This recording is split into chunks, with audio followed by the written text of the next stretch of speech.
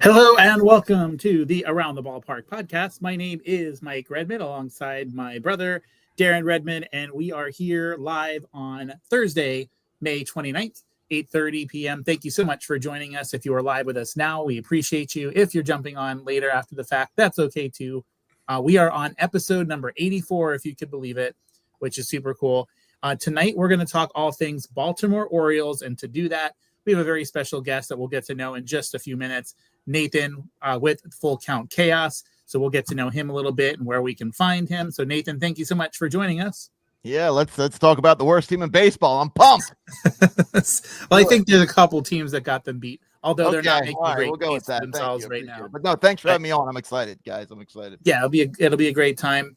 Just a shout out on Darren's going to be here just a minute. Our sponsors over at Nashville Tax Solutions. I just spoke to Chris about 5 minutes before we jumped on Darren. And as you know, he's all over the place lately. He just touched down in Nashville and he just got done speaking with Jelly Roll, his little table that he had there. He's doing, they're doing a sponsorship for an event in Nashville, which is funny, same name of this company.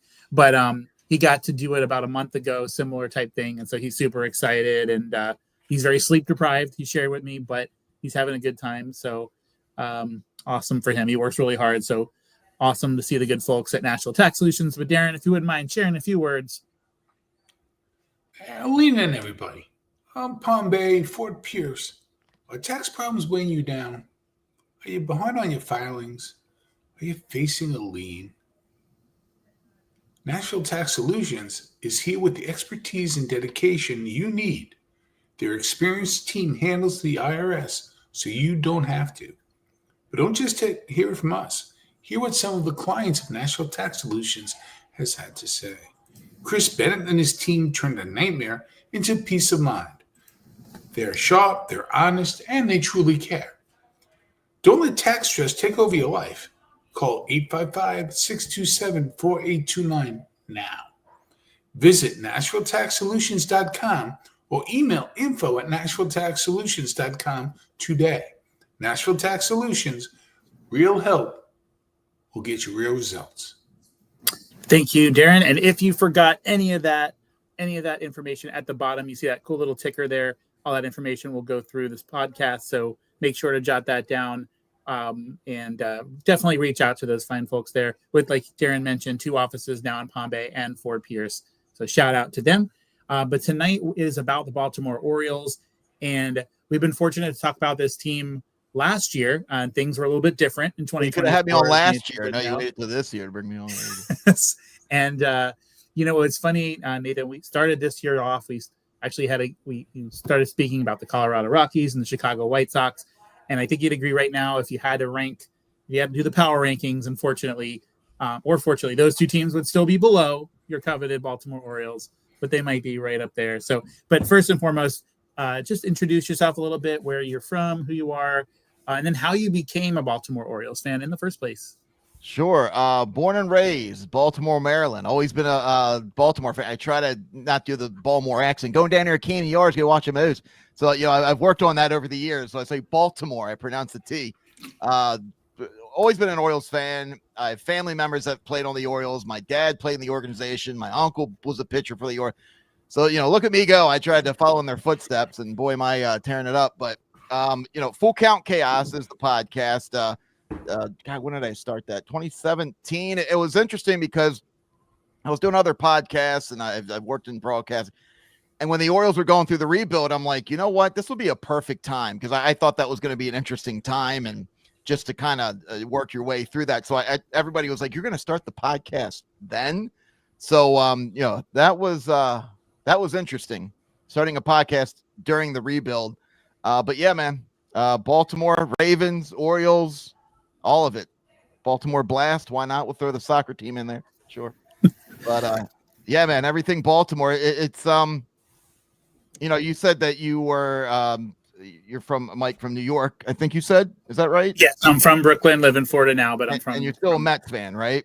Yes. Yeah, that's my point. Is I have a lot of friends and family that have moved out of state, and they've become bigger fans of where they live, and I just don't think I could ever do that. I know it's easier said than done, but I mean, I don't think you could just all of a sudden turn into a diehard Marlins fan, right? So no, that'd be tough. Now, my wife is a diehard Rays fan, and so when I go with her, I can cheer them on, of course. But if they're playing my Mets, I'm still Even if I have to sleep on the couch, it's okay because I'm a Mets fan. Sure. So right. Gotta do it. But I think even if I moved across the country, I'd always just I can't get away from Orioles, Ravens. Just love it. So here I am talking about the Orioles. It looked like a few years ago it was going to be extremely exciting for a very long time, and holy hell. Lord help me. So the bottom fell out fast. And just shout out Mike Clark, best friend of mine. Can't be Marlins fans down here in Florida. No, you cannot. Now, Mike is a season ticket holder for the Florida Panthers, who just won their series 4-1 yesterday. I was a little worried in the first quarter. It was or first period, I should say. Look at me saying quarter. First period, 2-0 Carolina, and then everything turned around in their favor in the second period. So thanks for joining us, Mike. But yeah, this Darren, you've been watching a lot of Major League Baseball this year, obviously, as of I and as of Nathan. What have you seen? What do you think, Darren? I'll go to you first, and then Nathan. The bottom fell out here with Baltimore, because it wasn't like that the first week of the season, and then all of a sudden it just fell. First 2 weeks actually, and then all of a sudden the bottom just completely fell. Well, if I could jump back to something that our guest Nathan said just a couple of seconds ago, it is tough. And I've lived in different parts of the country myself. I've always been a Met fan. I will always be a Met fan. They got my heart. But I lived outside of Fresno and Clovis for 16 years in California. You went to a lot of Giant games. I went to some Dodger games, went to some Padre games. And, when the Giants had the run, right in Fresno was the top farm team for the San Francisco Giants, or the Fresno Grizzlies. And your friends are fans, and you want them happy. And strictly, I'm always be honest, unless I'm lying. You want a good culture, and you want people who are happy, and the people around me would be happy. So I never abandoned my love for the Mets. But you watch them, and you were like, let's go. And now I live here in Massachusetts. I have a 10-game pack with the Boston Red Sox. Mm-hmm. Anytime the Yankees get beat, it's a good day for me. It's a good day for me. Yeah. And we'll jump ahead to something that we'll talk about later. But I mean, I took a day trip down to Baltimore with my wife. No, not just for the blue claw crabs, which are delicious, right in the back, right in the harbor, but because that still is such a pretty ballpark. Yeah. And you just enjoy where you are. I think you, as a baseball fan, you might not ever lose your love for the Orioles, but you won't be like, oh, too bad the Mariners won if you ended up living in Seattle for 7 months and all your friends were happy. It's easier said than done. I know. I think my point. No, you're exactly right. 100%. Where you're at, friends, family, new friends, you want to be surrounded by happiness. You want to see them happy. I think what my example is, it's funny that some of the friends and family I'm speaking of the example, I won't give names, but they have actually abandoned their Baltimore teams. Yeah. No good. That's different. Okay. No, that's a whole nother conversation we could have for another day. That was my point. That's hard to do, but no, you make an excellent point. No matter where you go, you want to see happiness, the new friends you make. Yeah. 100%. Definitely on board with that. Yeah. So I have always had a special place in my heart for the Orioles because growing up, my little league team was the Orioles. I was on the Orioles, and this is early 1970s, and you know, the Orioles were winning championships. Well, they were in the World Series, and Brooks Robinson and Mark Belanger, and Frank Robinson and Boog Powell, and the list goes on and on and on. They always did it right. So I've always had an affinity for the Orioles. Now, Mike, to your point, what went wrong this year? I don't know. I just, first of all, your best player now plays for the Blue Jays, or one of your best players. Santander, you're talking Yeah, about? Yeah. and I mean, not only that. Oh, sorry, go Darren. ahead. Go ahead. No, please, no. This is how we do in the bar, right? We just talk. Sure. No, I try not to talk over people doing. Santander, look, I mean, God, I think he carried the Orioles in the month of September. But not only that, okay, yeah, he wasn't like a 300 hitter, and runners in scoring position average was medium, but he was a damn good clubhouse guy. Yes, That's the you guy, need that. and that's one of the many problems that we can talk about of what's happening here. And that's why it's a shame, because you start seeing those guys leave, and it's like, all right, well, you can't always replace somebody like a Santander or a James McCann, because those are great clubhouse guys and they're veterans and they motivate. So yeah, that was tough. That Santander to Toronto, of course, had to be a team in our division. Division. That was tough. He wanted 5 years. Apparently, Elias offered him 3. Whatever. I mean, we keep hearing that nonsense. So, yeah. So I still think you'll get in the playoffs. I really do, because it's a long. No, because I tell you why, it's a long season. Sure. Two hot weeks and you're right there. I mean, you're 9 wins behind second place. I mean, the Yankees are going to end up, in either a wild card or win the division. Who cares? You got to listen. The Mets eked into the wild card last year and made it to the championship series. You never know. You just got to get in. And you're right. And I always talk about this too, because when you're a sports fan, you just never know. You never know. And I think even in the rebuild, I hate using the R word. I hate hearing that. The rebuild. Even during those years, as an Orioles fan, I always talk about this. You still had hope. You know what I mean? Because you never know, even though it's a 99% chance. And I appreciate you saying that about the Orioles this year. But the only concern is it would be nice to just quickly turn it around. And I think that's also, we're going to check off another box of these guys. First time they've ever faced adversity like this. Yep. There's a lot of guys on this team, when they came up, it was win, win, win, fun, fun, fun. We're having fun. Playoffs, look at us go. And now they hit a bump. It just kept getting bigger and bigger and bigger. And I think the coaching, Brandon Hyde, thank you for your service. Great guy, but he just wasn't the guy to continue after the rebuild. And I think we all knew that. And I appreciated that they still gave him the keys to the car afterwards to say, hey, we'll let you try it out a little bit longer. So that was nice, but time ran out. But it's just these guys, these players that we have, these young players. I hope it's as easy as, hey, just turn it around. But that's the problem when you're dealing with young guys who aren't used to this. And you don't have the clubhouse guys like a Santander, like a James McCann. There's some other guys in the past year or two that we've seen go that are just, they're not the best players in the league. That's for but the clubhouse guys. Clubhouse guys, right? For times like this. And I think a great manager, like, for example, Buck Showalter, who I know it's fun right now to talk about, oh, he might come back. No, he's not. He's not coming back. Anyway, you get a manager like that, he knows how to glue the guys back together. And right now, our third base coach, Tony Mansolino, has stepped in. He's not the guy. The first post-game conference, he basically did everything he could to convince us, I'm not the guy, guys. It was embarrassing. So, sorry, I'm just going down a rabbit hole here, but no, I love it. That's what we love rabbit do. holes. We encourage rabbit holes.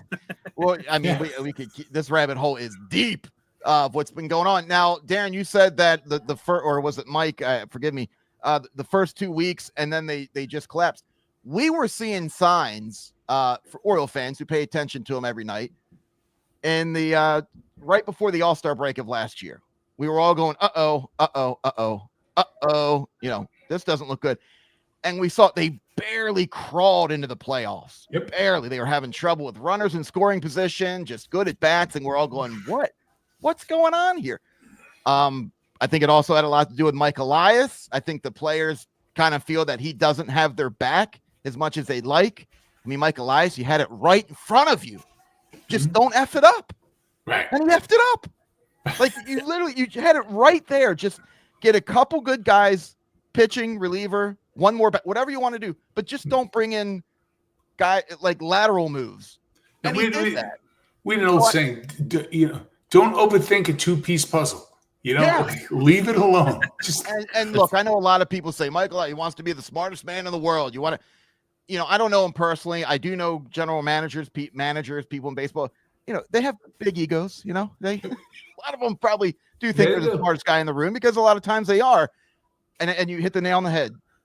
I don't know if he overthought it or he wanted to look like a genius and go, I don't need to spend big money to win. Watch this. And he just wanted to win with his guys that he drafted and some moves he made. And I just think he overthinking. And I think over the years, 2023, 2024, 25, I think the players are getting frustrated. Now there's no excuse. You're getting paid to play baseball, play the damn game. But I think it's just the coaching, the general manager, guys. Yeah. I don't mean to go in a rabbit hole on this piece or be a conspiracy guy, but I got to tell you, the minute you had the best ballpark, other than the people say PNC, and I got to tell you, where the Giants plays glorious too. It's a very pretty park. Oh, I want to go there so bad. But Camden Yards is beautiful. Yeah, it is. And then you got to go muck it up by messing with those fences a couple of years ago because you're out thinking and you just screwed the mojo. And then what did you do 2 years later? You brought the fences back in and it just messed up the rhythm. The Mets, by the way, now. It looks sloppy right now. Yeah, and the Mets, by the way, did the same thing when they built Citi Field, the Great Wall of Flushing, until nobody hit a home run. Yeah. And now you're going to augment things, and it just reeks of overthinking and loving the smell of your own fart. It's just terrible. Amen to that. And now I get why Elias did it when he came in. That was one of the few things I agree. I think he went a little too overboard, but the issue was Camden Yards, beautiful stadium. I do love that stadium, but it was a little league park. And, every season going 10, 15, 20 years back, I think they gave up the most home runs out of any ballpark. And it seemed like we couldn't get big. Have you ever seen a game in Yankee Stadium? 315, which is not really 315. I'm telling you, it's less. I need my blood pressure to stay at a normal level right now. But yeah, I can't. It's hard to watch. If the Orioles aren't playing in Yankee Stadium that night, I'm not watching. Aaron Judge hit a 316-foot home run and everyone go crazy. Like I go crazy every time. I can't. Same thing with the Phillies too. What's that? One thing. Same thing with the Phillies too. They play in bandbox. One thing, Darren, but I get why he did that because we weren't getting in top arms, and I think that was a lot of it. I think pitchers are like, I'm not going in that little league ballpark and screwing my numbers up. So when Mike Elias came in, he's like, we got to get some arms, move the wall back, and then Corbin Burns was like, all right, I'll come play. But yeah, I think he went a little overboard, and then they brought it back. You're right. It looks like an absolute stink fest over there. It looks like a junkyard. Like they don't know what to do with it right now. It's ridiculous. It's like an accordion. One thing you brought up both brought up a point. Nathan, first you mentioned how the Orioles started kind of tailgating a little bit towards the All-Star break last year, and the decisions or the lack of decisions that were made in the offseason was almost like he forgot that they did.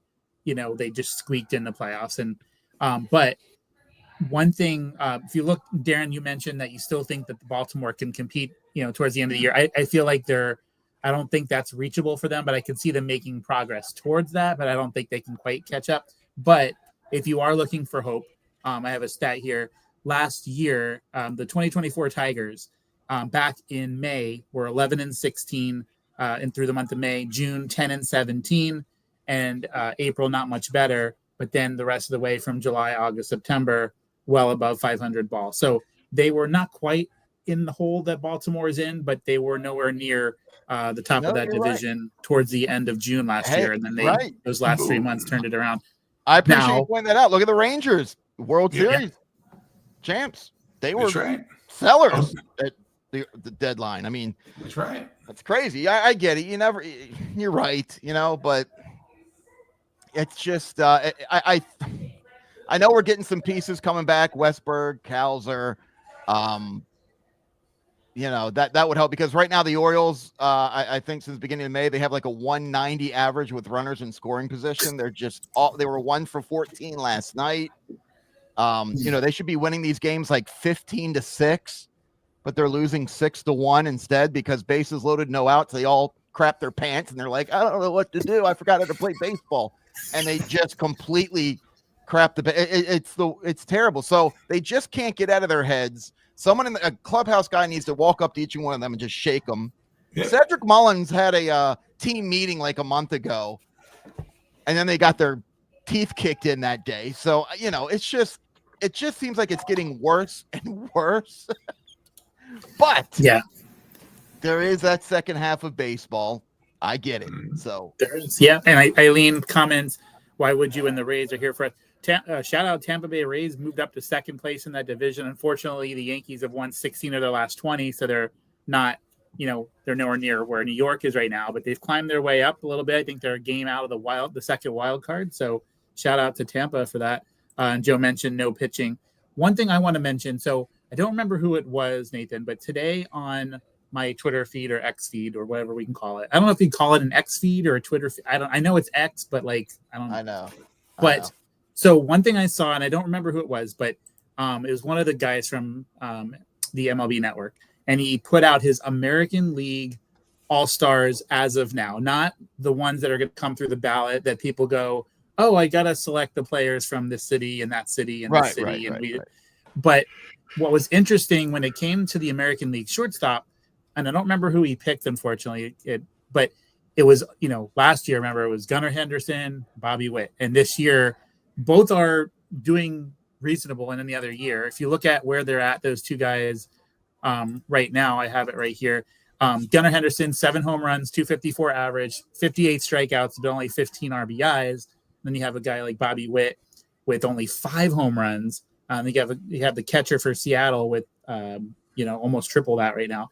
But Bobby Witt, 290 average, 45 strikeouts, 30 RBIs. So still respective in the RBIs and the average for sure. But both those guys under where we thought they would be. And this individual actually didn't have either as the starting shortstop for the American League, which, you told me that a couple weeks ago. I thought you're crazy.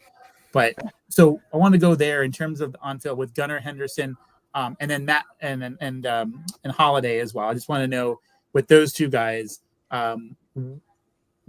what are you seeing there? Is there something, because I'm seeing an improvement in Holiday's obviously his offense and everything like that, but where are those two guys at in terms of where you'd like them to be? Well, Gunnar Henderson, he's leading the team with strikeouts right now, and when he faces left-handed pitchers, his average is at like 180 or something like that, and runners in scoring position, he has a really bad average as well.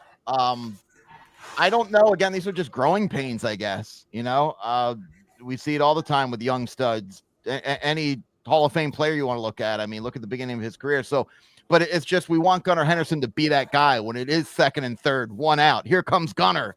Let's get that double or home run. And he just, I don't know if he's trying to hit the 5-run home run and he's striking out a lot. So he's in a slump right now. And I just hope somebody on the Orioles, they're working with him, because interesting about Jackson Holiday is that guy right now in the American League second base, he's like first and second in like OPS, average, OBP. Like he is starting to just shine. When he comes up to bat, he's putting on a show. And it's funny because Jackson Holiday was struggling, but then his dad, Matt Holiday, I'm sure you're familiar with, was like, you know what? I've seen enough. And there was a series a few weeks ago. We went to Washington, and I guess, people said, hey, they were having conversations, and we saw Matt Holiday working with him in the box, and all of a sudden, boom, boom, boom, boom. He just had a hell of a game. And since then he's been hitting, and it's kind of discouraging to be like, well, somebody outside the organization had to come in and help Matt Holliday, and now all of a sudden it's like, hey, look at him go. When you've got all these other 5 million coaches, I guess, trying to help, but right now, like Gunnar Henderson, Adley Rushman, who was the first guy that the Orioles drafted since the rebuild 2019, he's having a real tough time since last year, second half coming into now. I don't think he should bat left-handed anymore. We're seeing stuff like that. Cedric Mullins did the same thing. He stopped bat. He only stuck to left-handed batting, and it's helped him. So circle back around. Gunnar Henderson, a little disappointing of what I'm seeing. Jackson Holliday, the kid's putting on a show, and I can't wait because the kid's just getting stronger. Yeah, he still hasn't scratched the surface. Oh, my God, yeah. And you're already seeing signs where you're like, damn, that kid's going to be something. Gunnar, I think he's young. You can't get out of his head. He's trying too hard, and that just happens when you're young. And I'm sure these people go on social media and they look what people say. I know for a fact is Brian Baker on the Orioles saw something I tweeted and he came after me. That was entertaining. Nice. And I had to throw a stat at him and be like, "You're coming at me. Look at that." But anyway, I said something that made him laugh and everything kind of calmed down. So they do read your tweets, by the way, folks. Yes, they do on there.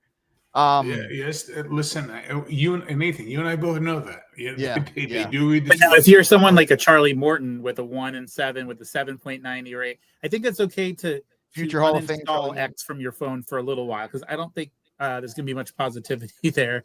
No, someone like him should just put all his X accounts, Facebook, just put those on hold for a little bit and. Maybe just go outside and take a long walk after games. Don't go in there. Although I think he had a good game the other night, but I mean, you're going to eventually every now and then probably have a good game, even if you're bad. But it reminds me of a great line, and I'm butchering the line from the TV show Shorzy. And the line is, "You're a healthy scratch on an 0-20 team. Go have a soda." Just right. Yeah. Well, that's very. I like that. I'm going to use it. Now, speaking of Charlie Morton, and piggyback off of that, and we were talking about Mike Elias and the Orioles. That's what's frustrating because a guy like Charlie Morton, like the past 2 seasons, has come out and had conversations with the media that he's thinking of retiring, as well as a guy Kyle Gibson, who Elias brought on. Same thing, and I think that's what's frustrating. Like, all right, you offered Corbin Burns money, and he had his heart set on Arizona. It sounded like you would have had to give him a dump load of money. Anyway, though they didn't. But then instead of going out and getting another big arm, you're like, all right, let's bring on 2 guys who the past 2 seasons have been talking about retiring. Like, where is your head at? Right. And I think even players see that too. Like, what is going on? Like, this guy doesn't have our back, and it's frustrating. And you just see stuff like that because the players are seeing the same thing. And it's not working out. Kyle Gibson, they just DFA'd. Charlie Morton's a train wreck. And after Corbin Burns didn't work out, that's who Elias brought on? Yeah, the fans are smart enough to go, okay, yeah, that's a name, but that was a name back then, not now. And that, like you said, exactly. I think of the third baseman for the Angels who's injured again, barely ever plays the field. Like that's like bringing someone like that to your Rendon, to your team, who's clearly doesn't want to be there, clearly rather be. Who said that baseball's not important to him? It's not. Now, something that's important to me, and this is a bad segue, but I'm going to go there for a minute. So one thing that Darren and I love to talk about on the show is stadium eats. I've only got to go to 6 stadiums, but I've got 1 or 2 a year is my goal. And so I hit up Cincinnati, Great American Ballpark last month, had a blast, saw a 2-game series with Seattle there. But so one thing we love to talk about and kind of pick your brain on the Oriole Park experience. If someone hasn't been, that's not one yet that I have marked off, but let's go on the stadium eats first. So I'm going to show this here. This is the Warehouse Burger. Have you had this? Because this looks no, because I get my blood work done at my doctor's and they tell me to stay away from stuff like this. Jeez, I got just looking at this. But no, I know people who have had this and it's just amazing. Like they said they should have gotten season tickets just so they have an excuse to eat that burger. Yeah, a lot of people talk about that. It's insane. Yeah. It's insane. And yes, I too struggle with blood pressure. So I tend to forget and I go to the stadiums. I'm like, oh, it's okay. I'm in Cincinnati. What's I walked to the car to the stadium. I worked off some calories. I can eat this big giant bowl of ice cream and hot dogs. Sure. Yes, and Darren and I we've talked about this a good amount of times too. But nothing, okay, you can tell me I can eat healthy, whatever. But I every single time I see someone eat something leafy at a ballpark, it's I don't want to see the Caesar salad or the no, you should be escorted. If two things, if you start the wave and you eat a salad, those are two things that need to get you kicked out of a stadium. Yes, exactly right. And yes. Just no. Listen, and then of course you want to be healthy and have nothing. Okay, don't be having that salad. No salad. I respect no you more wave. if you, right. no. Drank water and complained about it. I'd respect you more than eat some salad. I don't even know if you can get a salad at a ballpark. Unfortunately, you can. At the Great American Ballpark, they had this like mini mart. It was weird. It was like this mini gas station mart in the middle of the stadium, and people were buying. There was bottles of wine for $30, but not like the good kind of wine, like this. I'm not saying Boone's Farm, but I'm talking like just says wine. Your 7-Eleven. It says wine on the bottle. That's all it says. Right. Yeah. But yeah, Caesar salads spelled incorrectly. Chickpeas and pine, like not even like the healthy salads. Like I could see if it was like a manly salad with like croutons and bacon bits. Now this had like pine nuts and raspberries and like, I'll have that at home after I take my right. I'm not having like that rose petals like around the salad. Right. Yeah. Like, no, I'm good. I'm good. Escort this person out. No, the food at Camden Yards. I mean, it's all good. It's also right across the street from Camden Yards. I mean, you could leap and you'd be in the front door. It's a place called Pickles Pub. It's like the hangout spot there, but they have great food, great prices. And also this year at Camden Yards, they did a lot of $5 and under food. Yes, that's saw that. Yeah, they have a fountain soda machine that you can just walk up and help yourself. So that's cool too. Yeah. So yeah, that was really neat to see. Of course, Boog's barbecue. Boog Pal. Boogs, come on. You got to come in through. You got to come through that big walkway in the back. Yeah, Boogs is enjoy. Yeah. Eat there. If you get a good home run, every now and then you'll see the ball off the barbecue. So that's kind of cool. Yeah, some of this. Come on, lick the fingers. It's good. Yeah. The good stuff, right? And one thing that I don't know if you've seen any Oriole games this year, and they showed on TV, and you're like, what the hell was that about? There's a thing called Mr. Splash section. It's right behind the left field home run wall. It's just one section, and it's a guy with a hose where every time there's a big play or a home run, he turns around with a hose and squirts everybody. When I heard this, I said, you put that hose near me, they're going to have to escort me out the stadium. But people love it. Maybe we could save that hose for like Zach Hempel when he shows up and steals somebody. But other than that, so I don't know. I've seen a few games. I haven't seen that. If you're taking your kids to the stadium, tell them, hey, bring your bathing suit and go to that little section. I don't know, whatever. Hey, Mike asked 99% of the questions. I have one question before we get back to what we want to talk about. Tell me about full count chaos. Oh yeah, well it's what it sounds like. It's a bunch of chaos. Just talking about the Orioles, I try not to be too much of like a cookie cutter baseball podcast where I'm like, and so and so OBP. A lot of it. Like, I hate that. No, I like to do fun stories. Of course, I like to break things down, talk about players, but it's funny. One of the traditions that have started is people emailing and sending in their stories from Camden Yards, but it has nothing to do with the game. It's like, and then my wife at the end of the night, we divorced, or, this is where I met my girlfriend, but I was with my other girlfriend, or we got busted with a kilo of heroin and we got, walked out of the stadium, like just crazy stories. It's so funny. And all these experiences that they've had nothing to do with the game. So I like to mix it in and just, what the kids say, get crazy. But, that's about it. So Nathan, you just triggered a memory. What, the heroin stuff? Well, okay. Okay, maybe. I prefer the China white. No. So anyway, you just triggered the memory of, I played some college football Division III, but it was fun. That was great. Oh, yeah. And this is the memory. You'll see why it hit me just for a second. So I was going out with this girl forever, and we broke up, and then we started to get back together, and which was great. And but she lived in another state. So at the same time, I started to see one of the trainers, which we weren't really supposed to do, but what can I do? Sure, And sure. so she's in the stands.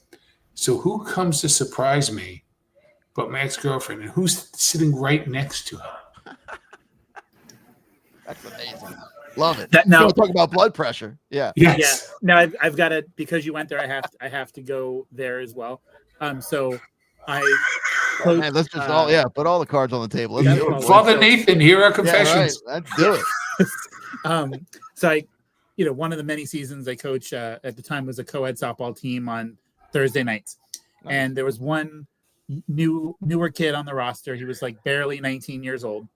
And he was seeing this woman who had to be at least 34, 35 years old. It was kind of strange. Hey, But- He was playing up. So God bless she him. wasn't there on this particular evening, but who was there was a girl his age, and they were getting pretty cozy on the bleachers. And so they're having this conversation. His arms around her. They're not kissing or anything, but they're a little bit very close. And we all know he's married to this person. So he goes to the field. He gets to second base. And then immediately, as soon as the inning starts, the wife comes storming down, and she's yelling and hollering and everything like that. And she's accusing this girl. And the girl, to her, I mean, unless I got fooled, had no idea that he was married. And you were before watching. seeing You anyone saw else. this. You had So front she row was. seats? She turned pale white as a ghost. She's like, "Oh my God, I'm so sorry." So she dipped. So the wife is sitting there on the bleachers, and this poor kid is watching this whole transpire, probably never wanting this inning to end. Thankfully, it wasn't a 5-run run, so Oh, no. he was probably out there trying to make as many errors as he Oh, possibly could. no doubt. The to team prolong walks this in and he inning. walks out center field exit gate, right, and just keeps walking. Right? Did you I was witness- Walks right into the corn. Oh yeah, absolutely. Haven't seen him since. Missing posters all over the place Yeah. for him. Did you witness this? Like front row? Were you there? So yeah, so all this happened, and he basically, as soon as the inning ends, which took forever, he's like coming in real slow, like he's behind everybody. And because I remember, I think my left fielder made a diving catch to end the inning, and he looked pissed, like he's like, "Oh man, I gotta face this now." So he comes through the gate. She grabs him by the ear, and legit, I've never seen from him again. By the ear. He was, by the ear.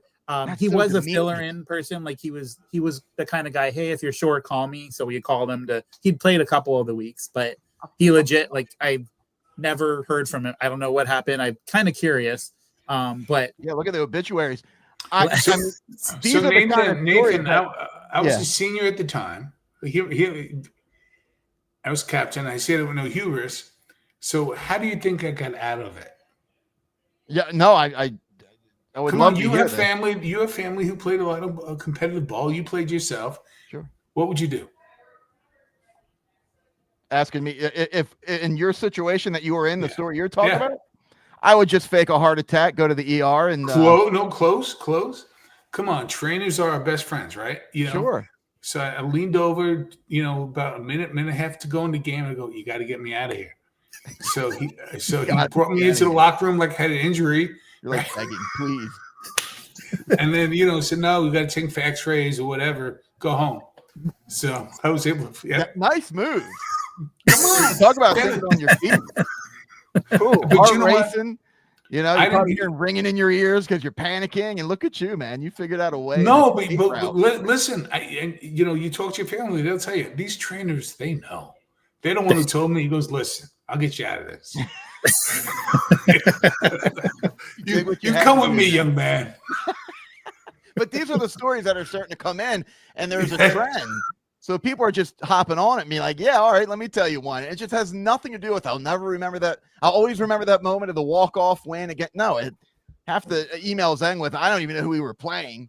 So, it's starting to become a fun trend. I actually have one that came in this week that's really funny that I can't wait to read. But, yeah, man, it's just a fun podcast. And again, 2 years ago, you just thought, however you were involved in the Orioles, whether you watch them, whether you have a podcast, you just thought it was going to be a good, fun 5-10 years, and boom.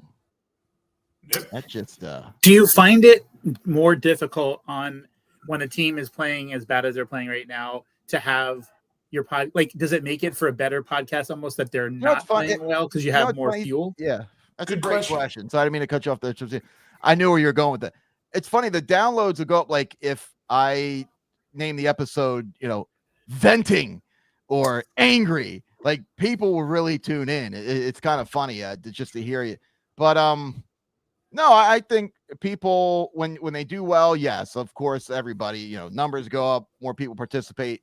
But when they do badly, you always have people like, I wanted to tune in to hear you vent and get angry and upset, and because people want you to share the misery with them, they want you to get angry. So when they know that you're going to tune in and be like, what the mother, and they want to tune in and jump aboard. I don't go that crazy all the time, but yeah, it seems like right now, and also I feel like I'm therapy for like we're all therapy. I always say on the podcast we got to stick together. We got to help each other through this because when they were building the team up, same thing. This is my therapy, and I hope people tune in if I'm helping you. Like, It's just a weird time right now. So I think a lot of Birdland were just like, crap, we got to stick together.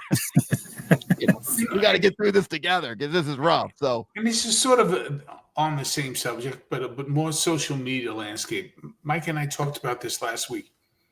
So, I have this podcast. I do another one on social media every day. Mm-hmm. And I bring that up because there are some times, and I know both of you do this, Mike, you do the wrestling and some of the other stuff. You plan and you dig in deep and you think it's going to pop and it doesn't. And then you get on and you talk about something real quick for 30 seconds and it hits and you're like, yeah. Who thought that this, really? Isn't it weird? Yeah. It's funny that it was and this is kind of going way to the left field, but I think everyone knows when you social media, Mr. Beast, you know that name? Sure. Oh yeah. Yeah. He was kind of talking about exactly what you're talking about. I heard him like in some interview where he said he put out like his greatest videos. And this is before he got big. He was trying to figure out the algorithm. And he's like, I put out my best stuff and nothing. And then I put out some whatever junk just to put stuff out and it hit big. And I had to keep finding like, what the hell is the pattern here? Like what, so sometimes you just have to find what works. I mean, always do what you want to do. Don't just do what you think other people, but it is funny hearing you say that, like hearing that interview that he said, like, it's weird. It's like, I think this is going to go well, but then this crap does, this does. It's funny.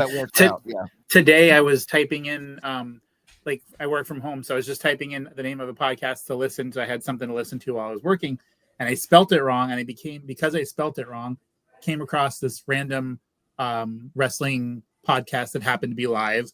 And I was like, oh, okay, let me see what they're about. Cause why not? It's right there. Sure. So listen to their show, comment a little bit, reached out to him afterwards. He's going to be on Sunday night with us, but it took a typo. So people sometimes just accidentally back into things, you just never know. Never know. It's going to go. Exactly. So that's why I always tell people too, if you have a podcast, at the same time, don't just throw crap out to throw crap out because you just never know who's tuning in.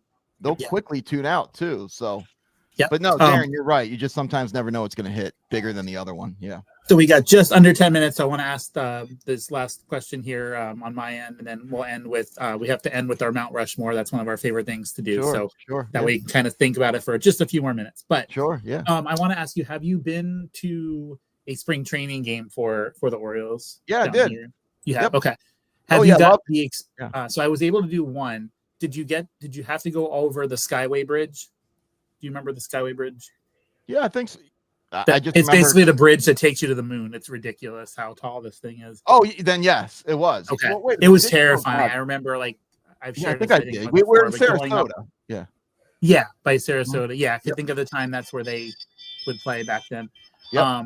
But what I was getting at is, so next year, one of the things they talked about in spring training is they were tinkering with potentially doing the ball and strike implementation, reviewing calls and stuff like that. So I enjoyed it in spring training.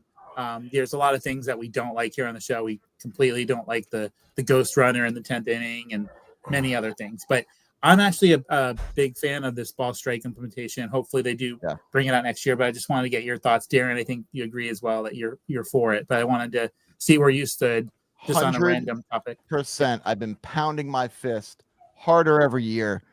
We got to do something. I mean, it goes as far as the radar strikes every game, every inning. I mean, it's bad. I don't know if I'm going to say if it's gotten worse. I just think because of social media and the apps we have, we can see how bad it is a lot of the times. Because if you see some of those highlights back in the 70s and 80s of what those umps were calling, whoo, if there was social media, oh my God, there'd be, the cities would be burnt down. But I agree 100% that I can't wait for this. I just think it ruins the game. I don't like hearing about how different umps have different strikes. I mean, how many times in sports do you hear, well, it's kind of a field goal. That ref, that's their field goal. Like what are we doing here? Like there should be one strike zone. Exactly. And there shouldn't be with this umpire calls a lot of low strikes. It just ruins the game because these guys, that they're competing to win the game. And when you call strike 3 on a ball, a foot and a half outside, it ruins it. It ruins the game. So I love something. I love something, Mike, to this point that Ron Luciano, who was this very famous American League umpire years ago, made it very big, sort of like Bob Uecker. He was on the talk show circuit for years. Funny guy. But he used to say, he would say things like, when they did a twilight game on Monday Night Baseball, he said Nolan Ryan was pitching for the California Angels at the time, and the sun was coming down, and he was throwing a pitch. He never saw it. He said he would say things like "ball sounded low." At least he would admit it. Oh, sounded low. Oh, no. Yeah, that's honesty right there. Yeah, that is honest. I'll be right there. Don't go anywhere, kids. Oh, sounded low. But yeah, are we okay to keep going, or do we pause? Or yeah, so we're still good. Yeah. Okay. No, I'm glad you asked that because it's funny. I talk when I have guests on, and I do like random questions at the end. That's like one of the first questions I ask, and it's funny. Over the, if I brought that up like 4 or 5 years ago, you'd hear people go, "Oh, well, it's going to ruin the human element of the game," and I'd be one of those guys like, "F the human element! Like this is ruining the game." Over the years, as every now and then I'll have the same guests come on, you can see how they're like, "Oh yeah, bring it in. Screw this. It's things are just getting bad."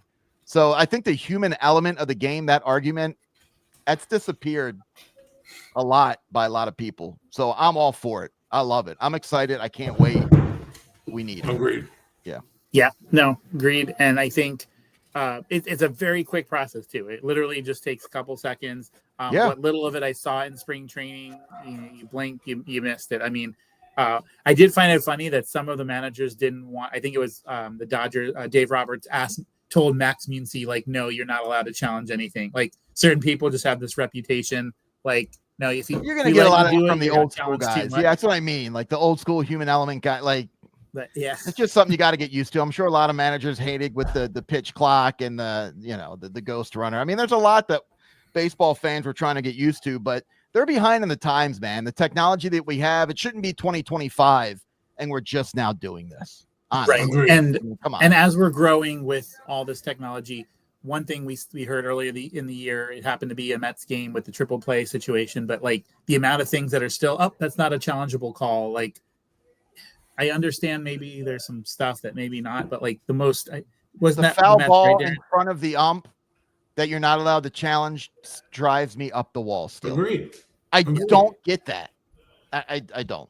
Whatever. Yeah. You should be able to throw the quote unquote the proverbial flag for something. Was it caught, not caught, foul ball in front of, I mean, it just makes sense. And by the way, I believe in what they try to do at first in football. If you can't figure it out in 30 seconds, move on. It's got to be clear and concise. I agree with that. Yeah. But, talking about how quick things are, Mike, you're right. There was a clip I saw, I think it was yesterday or the day before, where a batter was doing the challenge, and he was running to first while he was doing this because he knew it was a ball. And it's 2 seconds later, he was ball, and he was good. So you're right. It is quick. It does go quick. But I agree with that. 30 seconds, done. If you haven't made up your mind, if you can't figure it out, move on. Yeah, let's get this moving. Come on, guys. Yeah, for sure. So, Darren, if you have a final question, you're in, and then we'll end with the Mount Rushmore question. The Mount Rushmore. I'm ready for it. Okay. Yeah. So you ready for it? Okay. I'm going to start with, was it Ron, Jeremy? Who's the other guy? Wait a minute. We're doing Orioles. Sorry. Right. The Hedgehog. Why did Nathan and I know that?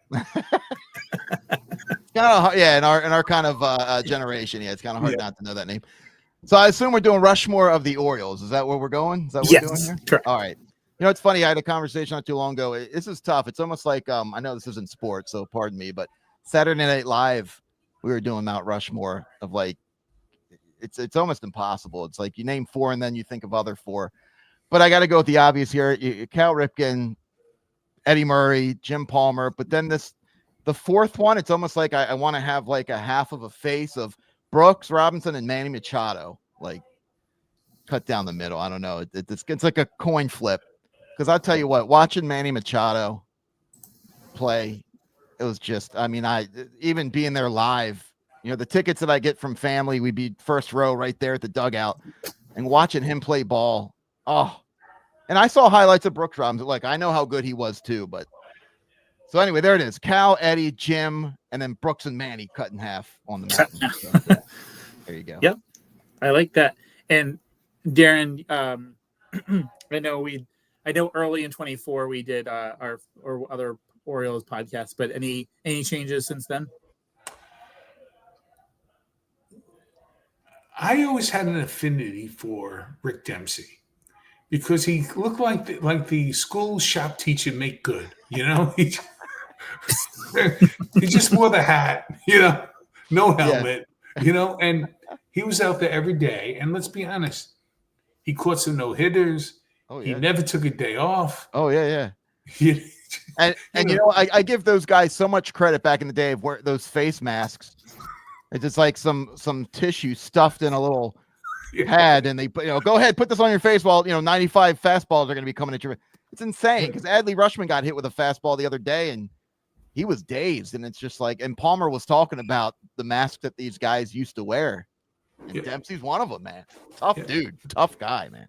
Yeah. You know, nowhere, you know, in the greatest of Mount Rushmore, but even guys like Mark Belanger, you know, like these are guys that I fell in love with the Orioles. That's why I hate doing these Mount Rushmore conversations, because you just keep going down the list. You're like, what about? I know, man. I know. There's so many. One and one of the, you know, in other Mount Rushmores that we've done, you know, sometimes we'll include, you know, like guys like Vin Scully, you know, when we did the Dodgers or what. Oh, yeah. But one person, you know, us with the Mets, we're spoiled. In our opinion, I know we're not just saying that, like, we feel like we have the best 3-man booth in the game when they're all 3 there. It seems like it's less and less nowadays that all 3 are in the booth together. But I have to ask, and I know I lied. I said no more questions, but this is the last question. So when the whole situation happened with Kevin Brown, and those that don't know, and the broadcaster, he made a very just normal comment about their record against Tampa, I believe it was, correct? I had to play it back like 15 times to catch what he said. Like, like nothing. Okay, that's their record against the team, and then we're going to boot them up. And to see the community come together and support, that was awesome to see. But as an Orioles fan and blood pressure and all that kind of stuff, like, how do you not lose your mind? Like, nothing happened. I think 3 episodes back to back. It was just me venting of how angry I was about that situation. And I think the whole baseball community came together because Michael Kay, who before this happened, if I saw him out in public, I'd throw a water balloon at his head.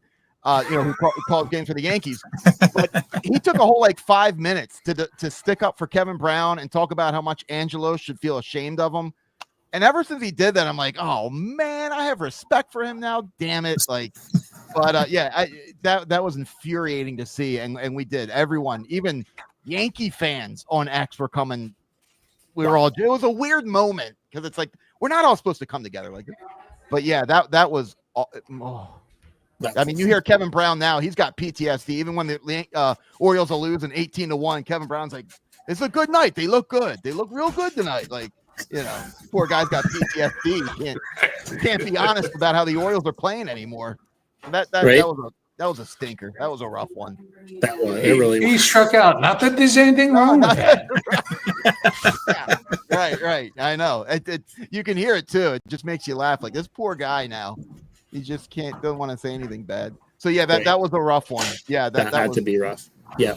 But as we end, if you wouldn't mind, just one more time, anyone that jumped on late or that catches us after, Nathan, if you can just one more time give any social media tags where they can find you on social media. Sure. I'm already subscribed, but where else could thanks, man. Yeah, absolutely. You know, just Google Full Count Chaos Podcast. It'll all come up at Full Count Chaos. I got to get more with the Instagram and you're starting the TikTok and all that. But yeah, Full Count Chaos podcast. That's it. You know how to do it.